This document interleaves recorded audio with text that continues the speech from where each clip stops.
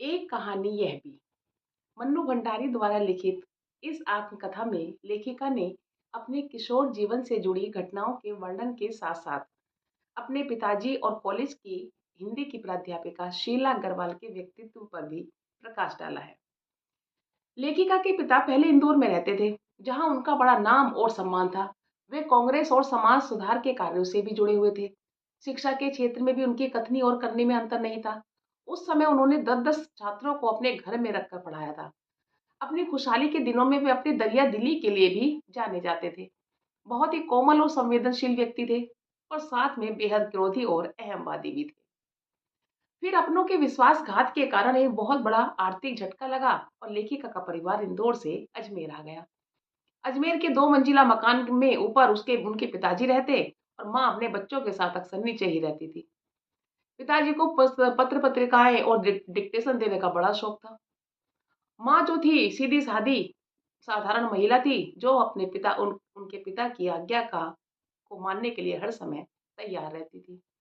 अजमेर आकर पिता ने एक अंग्रेजी हिंदी शब्दकोश भी तैयार किया।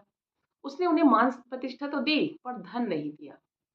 परंतु आर्थिक कमजोरी के कारण लेखिका के पिता के व्यक्तित्व के सकारात्मक पहलू निचोड़ते चले गए, और फिर अपनों के विश्वासघात ने उन्हें शक्की भी बना दिया, जिसके कारण वो कभी अपनी कोई समस्या ना माँ के साथ शेयर करते थे, ना ही बच्चों के साथ। लेखिका काले रंग की दुबली पतली सी लड़की थी, और उनकी बड़ी बहन सुशीला गोरे रंग की स्वस्थ और हंसमुख थी। पिता हर बात में तुलना करते और उसकी प्रशंसा करते। इसके कारण लेखिका के मन में हीन भावना की ग्रंथि बन गई, जो कि बड़ी लेखिका बनने के बाद भी खुल नहीं पाई। अपने शक्की स्वभाव की जो उसने था उसका उसकी जो उसने प्रतिछाया देखी, वो अपने पिता के आधार पर देखी, और कहा है कि हम अपनी पीढ़ियों के प्रभाव को अपने ऊपर कितना भी नकारने का प्रयास करें, पर वो सारी व्यवहार, आदतें, आचार विचार हमारे अंदर इतनी गहराई तक जमे होते हैं कि हम उनसे अपने आप को अलग नहीं कर सकते। अब आते हैं लेखिका की माँ, जो कि बहुत ही सीधी सादी, धरती से भी ज्यादा धैर्य उसमें था। पति की जाति को बर्दाश्त करना अपना प्राप्य समझती थी, और अपने बच्चों की हर इच्छा को पूरा करने के लिए तत्पर रहती थी। उसने कभी किसी से अपने लिए कुछ नहीं मांगा, सिर्फ दिया ही दिया। पर वो लेखिका का आदर्श नहीं बन पाई, क्योंकि लेखिका के अनुसार वह व्यक्तित्व विहीन महिला थी। अपने 5 भाई बहनों में लेखिका सबसे छोटी थी। अपने घर के आंगन में काफी खेल भी खेले। लंगड़ी टांग, पकड़म पकड़ाई, काली टीलो, सतोलिया, भाइयों के साथ गिल्ली डंडा भी खेले, पतंगे भी उड़ाई। मोहल्ले के किसी भी घर में जाने की कोई मनाही नहीं थी, क्योंकि उस समय पड़ोस कल्चर हुआ करती थी। और आजकल के फ्लैट कल्चर में रहने को मानने वाले लोग पड़ोस कल्चर को पूरी तरह से भूल ही गए हैं। लेखिका की प्रारंभिक 12 कहानियों के पात्र उसके आस पड़ोस से ही ले गए हैं, और उनका प्रभाव उसके ऊपर इतना था कि एक उनकी कहानी महाभोज में दास साहब भी एक आस पड़ोस के व्यक्ति आ गए। उस समय लड़की के विवाह की आयु 16 वर्ष मानी जाती थी। 1944 में बड़ी बहन सुशीला का विवाह भी हो गया, और वो अपना कलकत्ता चली गई। दोनों भाई भी शिक्षा प्राप्त करने के लिए बाहर चले गए। फिर लेखिका के पिता का ध्यान गया लेखिका पर। अब उसे भी अहमियत मिलने लगी, परंतु पिता ने लेखिका को घर के कामों से दूर ही रखा। उनका मानना था कि रसोई घर में काम करने से व्यक्ति की क्षमता और प्रतिभा भट्टी में झोंकने के बराबर है। घर में राजनीतिक बैठकें होती रहती थी, बहसें होती थी। पिता लेखिका को वहीं बैठने को कहते, ताकि देश में क्या हो रहा है उसके बारे में जाने। उस समय देश में काफी कुछ हो भी रहा था, राजनीतिक पार्टियां, उनके आपसी मतभेद, पर इन सब की तो समझ लेखिका को नहीं थी। परंतु देशभक्त शहीदों के रोमानी आकर्षण, उनके कुर्बानियों से दिल हमेशा आक्रांत रहता था। अब आती है उनकी शीला अग्रवाल। जब वो 11वीं कक्षा में आई, तो उनकी मुलाकात हुई शीला अग्रवाल यानी कि हिंदी की प्राध्यापिका से।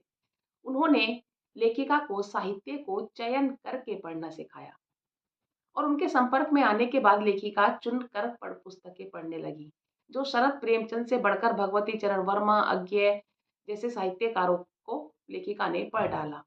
बहुत बहसें होती थी साहित्य के ऊपर, साहित्य को समझने की योग्यता प्राप्त हुई। देश और स्वाधीनता संग्राम के बारे में काफी कुछ जाना शीला अग्रवाल से, और शीला अग्रवाल ने ही उनकी लेखिका को स्वाधीनता संग्राम में बढ़ चढ़कर भाग लेने के लिए प्रेरित किया। अब पिताजी का लेखिका का बाहरी दुनिया में सक्रिय होना और आधुनिकता के बावजूद बर्दाश्त करना लेखिका को कठिन हो रहा था, जबकि लेखिका के शरीर में खून की जगह लावा दौड़ने लगा था। और पिता से विरोध का जो सिलसिला उस समय तक से शुरू हुआ, वो शादी तक चलता ही रहा। लेखिका ने पिता की मर्जी के खिलाफ शादी भी राजेंद्र यादव से की। पिता की एक सबसे बड़ी कमजोरी थी यश लिप्सा। वे चाहते तो थे कि समाज में बच्चों को ऐसे काम करने चाहिए कि सम्मान, मान, प्रतिष्ठा, वर्चस्व हो, परंतु अपनी सामाजिक छवि को लेकर सजग रहते थे। एक दो बार लेखिका को इससे फायदा भी हुआ। एक बार कॉलेज से एक अनुशासन वो लेखिका के का शिकायती पत्र आया। अब पिताजी शिकायती पत्र को पढ़कर गुस्से में भड़कते हुए वहां जाते हैं और ग्राउंड में देखते हैं कि मन्नू भंडारी और उसकी दो सहेलियों के इशारे पर कॉलेज की सारी लड़कियां नारेबाजी कर रही हैं और कुछ भी कर गुजरने को तैयार है। तो लेखिका के पिता का तो सीना गर्व से फूल गया और उन्होंने वे प्रिंसिपल को जवाब देकर आ गए। एक अन्य घटना में आजाद हिंद फौज के मुकदमे के सिलसिले में हड़तालें हो रही थी, भाषणबाजी हो रही थी। तो लेखिका ने भी एक चौराहे पर खड़े होकर भाषण दिया। अब पिता के एक दकियानूसी मित्र ने आकर पिता को लेखिका के बारे में काफी उल्टा सीधा कह दिया, आग लगाकर चले गए और पिताजी भी क्रोध से भभकते रहे। उसके बाद में आते हैं घर में अम्बालाल जी, उनके फैमिली फ्रेंड, और वे आते हैं और लेखिका को देखते ही बड़े ही गर्मजोशी से स्वागत करते हैं और कहते हैं कि भंडारी जी, आप, मैं तो बधाई देने चला आया। वहां आज तो लेकिन उसने, मन्नू ने बहुत जबरदस्त भाषण दिया और उसकी इतनी तारीफ की कि करते चले गए। और फिर पिता को बड़ा अच्छा लगा, गर्व महसूस हुआ। उस समय कॉलेज में हुड़दंग भी खूब हो रहा था। 1947 में शीला अग्रवाल पर लेखी लड़कियों को भड़काने और कॉलेज का अनुशासन बिगाड़ने के आरोप में नोटिस थमा दिया गया। कॉलेज की लड़कियों ने उस पर भी खूब हंगामा किया। कॉलेज से बाहर रहकर मन्नू भंडारी और उनकी दो सहेलियों ने इतना हुड़दंग मचाया कि कॉलेज वालों को विवश होकर थर्ड ईयर को खोलना पड़ा। फिर आती है जीत की खुशी, यानी कि 15 अगस्त 1947, और देश आजाद हो गया। और सबसे बड़ी खुशी जिसकी हर देशवासी को प्रतीक्षा थी लंबे समय से, वो मिल गई। तो इस तरह से लेखिका ने बहुत ही सच्चाई और ईमानदारी से अपने पिता के बारे में और शीला अग्रवाल के बारे में अपने भावों को उजागर किया है। लेखिका के अनुसार लेखिका के पिता अंतर विरोधों में जीने वाले व्यक्ति थे। वे विशिष्ट बनना और बनाना तो चाहते थे, परंतु अपनी सामाजिक छवि को लेकर सजग रहते थे। और जबकि इन दोनों का रास्ता ही टकराहट का है, क्योंकि ये दोनों चीजें एक साथ चल ही नहीं सकती। बच्चों, जैसा कि आपने जानते होंगे कि राजा राम मोहन राय थे, उन्होंने जब समाज से सती प्रथा, बाल विवाह जैसी कुप्रथाएं को बाहर निकालने का सोचा होगा या इनका विरोध किया होगा, तो क्या समाज ने उन्हें आसानी से स्वीकार किया होगा? बिल्कुल नहीं। तो पूरा समाज उनके खिलाफ हो गया होगा। धीरे धीरे करके लोगों की सोच में परिवर्तन आता है।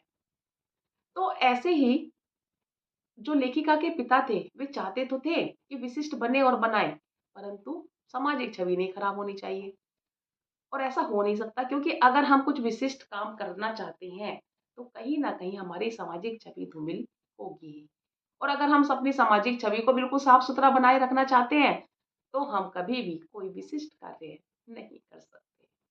तो मैंने आसान से शब्दों में आपको ये संक्षिप्त रूप में एक कहानी यह भी का सार बताया है। उम्मीद करती हूँ कि आपको समझ में आ गई होगी पूरी कहानी। और अगर कोई भी और समस्या है तो आप कमेंट बॉक्स में लिखकर पूछ सकते हैं। नमस्कार।